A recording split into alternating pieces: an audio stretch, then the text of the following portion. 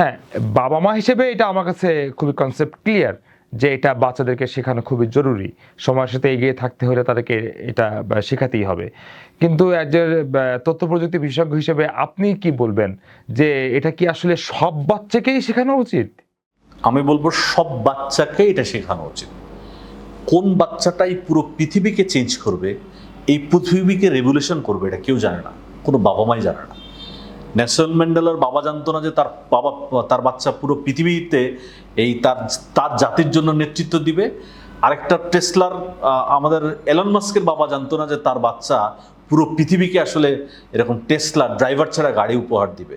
এটা কোনো বাচ্চাই জানতো না, আসলে কোনো বাবা মাই জানে না। সো আপনার বাচ্চা যে পুরো পৃথিবীতে কোনো কিছু চেঞ্জ করবে না, এটা আপনি কি করে আশা করতে পারেন? সো আপনার বাচ্চাকে সেই অপরচুনিটি দেন, ও যেন পুরো পৃথিবীকে চেঞ্জ করতে পারে।